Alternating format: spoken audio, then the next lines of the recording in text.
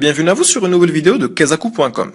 Dans celle-ci, nous allons apprendre à déterminer le plus grand commun diviseur, appelé PGCD, de deux polynômes. Alors, je tiens à vous signaler quand même, donc en termes de notation, qu'on note le PGCD de deux polynômes, grand P et grand Q, donc appartenant à K de X, qui peut être le corps des polynômes réels à coefficient réel ou bien le corps à coefficient complexe, donc R de X ou bien C de X, d'accord? On peut le noter également PGCD, P comme étant plus grand commun diviseur, d'accord? Alors le plus grand commun diviseur de deux polynômes, c'est également un polynôme donc, qui vérifie certaines propriétés. Donc pour déterminer ce polynôme donc grand D, il n'y a qu'une seule façon, donc c'est d'appliquer l'algorithme d'Euclide appliqué au polynôme bien évidemment. Alors, l'algorithme d'Euclide, il nécessite un petit rappel. Donc, je vais vous faire tout d'abord le rappel du théorème de la division euclidienne sur les polynômes. Donc, qui est le suivant. Donc, soit grand P et grand Q, deux polynômes appartenant à un corps, donc K de X. Alors, il existe un unique couple TR de polynômes appartenant à K de X, tel que P est égal à QT plus R. Donc, Q, c'est le polynôme qu'on va donc par lequel on va diviser. P, c'est le polynôme divisé. T est appelé quotient, donc comme en arithmétique, et grand R est appelé reste. Donc l'unicité en fait, elle est donnée par le fait que degré de R est strictement inférieur à degré de Q. Bien sûr, degré de R est supérieur ou égal à 0. D'accord? Alors, pour le premier rappel, c'est un rappel sur le théorème de la division euclidienne. Le deuxième rappel, c'est le rappel de l'algorithme d'Euclide. Alors, si vous avez deux polynômes grand P et grand Q, et qu'on veut déterminer le grand D, qui est leur plus grand commun diviseur, la première des choses qu'on va faire, c'est d'appliquer donc le théorème de division euclidienne sur P et Q, pour P et Q. Donc, on va faire grand P est égal à grand Q fois T plus R1. Bien sûr, avec degré de R1 strictement inférieur à degré de Q.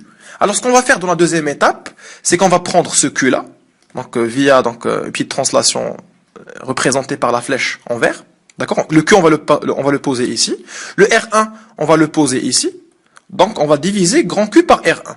On va effectuer la division euclidienne de grand Q par R1 et trouver un nouveau reste, R2, suivant, donc bien sûr, le théorème de la division euclidienne, ce qui nous donne que degré de R2 est inférieur également au degré de R1. D'accord? Ainsi de suite. Donc, R1, on va la poser ici, sa nouvelle position. R2, ce sera sa nouvelle position. Exactement comme le théorème de la division euclidienne. Exactement, en fait, comme l'algorithme d'Euclide appliqué à l'arithmétique, au nombre entier naturel. Alors, on aura, cette fois-ci, R3, avec degré de R3 strictement inférieur à degré de R2. On procède de la même manière, ainsi de suite, jusqu'à arriver à un degré Rn, qui est non nul.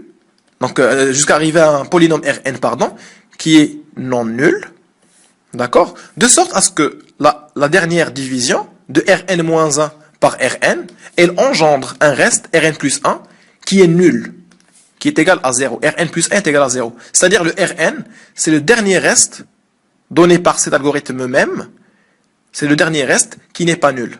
Alors, dans ce cas, on va dire que le plus grand diviseur commun entre P et Q est Rn. Donc, je vous invite à réviser l'algorithme d'Euclide. Ici, j'ai effectué uniquement un petit rappel de celui-ci. Donc, dans la suite, on va effectuer donc ces mêmes opérations. Donc, sur deux plans, nous allons voir un exemple de PGCD de deux polynômes. Donc, pour pratiquer un peu le savoir que vous venez d'accumuler, d'accord?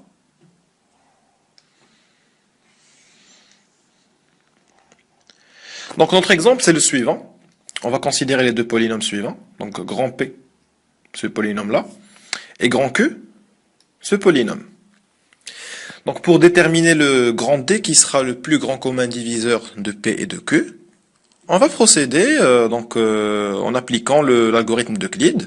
Et pour vous faciliter un peu les idées, je vais dresser ici un tableau, d'accord?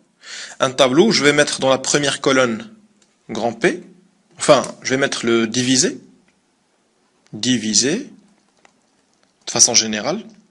Grand P, ce sera le premier terme qu'on va prendre comme divisé. Donc, je vais mettre comme dans la deuxième colonne le diviseur. Bien sûr, le premier diviseur qu'on va considérer, ce sera grand Q. Et donc, ce qu'on va faire, c'est qu'on va prendre donc le polynôme grand P, qui est ce polynôme-là, le polynôme grand Q, qui est ce polynôme-là, et on va remplir donc la dernière colonne. On va essayer de déterminer le reste grâce à l'application de la division euclidienne de P par Q. Alors, P,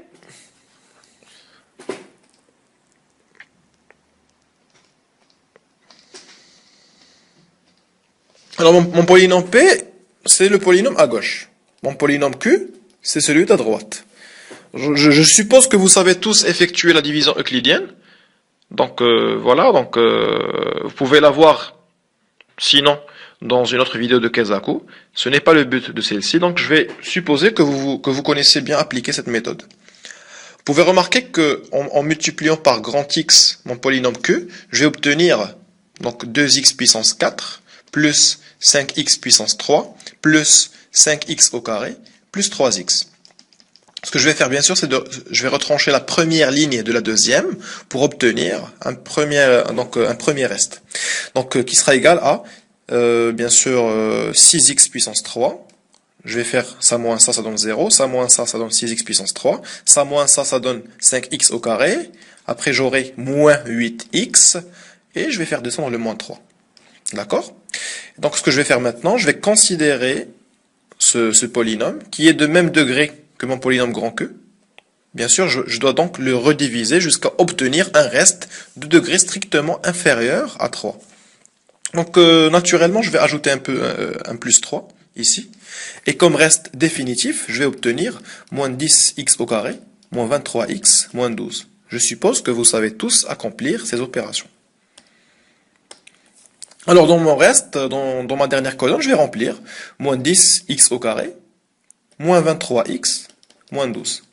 Ce que je vais faire dans l'étape suivante, je vais tout simplement donc transférer le Q ici. J'obtiendrai bien sûr 2x puissance 3 plus 5x au carré plus 5x plus 3. Et je vais transférer le reste ici, comme étant un diviseur. Donc moins 10x au carré, moins 23x, moins 12. J'effectue une petite remarque donc, au passant. Puisque ce polynôme il n'est pas unitaire, donc moins 10x au carré moins 23x moins 12, moi je préfère le faciliter et rendre donc cette partie où il y a un moins 10, la rendre unitaire, c'est-à-dire un 1 comme coefficient de x au carré. Je vais donc diviser tout ce polynôme par moins 1 sur 10. Je vais le multiplier par moins 1 sur 10 pour obtenir un nouveau polynôme. D'accord? Je vais obtenir en fait le polynôme suivant qui est x au carré plus 23x sur 10 plus 6 cinquièmes. Ce que j'ai fait en fait, j'ai uniquement normalisé mon reste. J'ai le droit de le faire puisque j'effectue la division euclidienne. Donc ce polynôme et ce polynôme, ils sont égaux à un coefficient près. D'accord? Et donc maintenant, je vais effectuer la division euclidienne de ce polynôme par ce polynôme.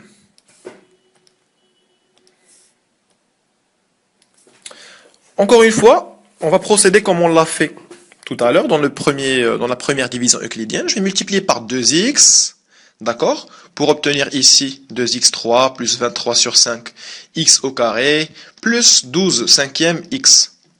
D'accord, donc je vais retrancher cette ligne avec cette ligne et pour obtenir 2 sur 5 x au carré plus 13 sur 5 x plus 3. Donc j'aurai un reste qui a le même degré que mon diviseur, c'est-à-dire que je vais réitérer ma division. Et donc je vais ajouter ici plus de cinquième. Donc après les calculs, on va trouver que mon dernier reste il est égal à 42 sur 25 grand X plus 63 sur 25. Et donc je vais retourner sur mon tableau initial pour donc inscrire ce nouveau reste. 42x sur 25 plus 63 sur 25. Dans un souci de normaliser ce nouveau reste, donc je vais multiplier tout ce polynôme par 25 sur 42 pour obtenir x plus 3 demi. C'est-à-dire que ce polynôme et ce polynôme sont égaux à un coefficient près. D'accord? Maintenant, ce que je vais faire, je vais tout simplement prendre mon polynôme x carré plus 23x sur 10 plus 6 cinquièmes et je vais le transférer dans sa nouvelle case. c'est-à-dire en tant que divisé. Et donc, dans un souci de ne pas rendre cette vidéo plus longue qu'elle ne l'est, après avoir calculé donc la division euclidienne, on va trouver que le reste de cette dernière division est égal à 0. Donc, le dernier reste non nul, il est bien là devant vous, je suis en train de l'indiquer par la flèche, 42x sur 25 plus 63 sur 25, qui est donc égal à mon PGCD. Bien sûr, ce reste, il est équivalent à x plus 3 demi, parce qu'il est multiplié à un coefficient près. Donc 25 sur 42. Ainsi, j'ai trouvé ma valeur du PGCD. Donc x plus 3 demi ou bien 42 sur 25, x plus 63 sur 25, c'est la même chose. On va donc écrire que P inter Q est égal à x plus 3 demi, vu que la convention veut que nous choisissions un polynôme unitaire. Merci de votre attention et à la prochaine.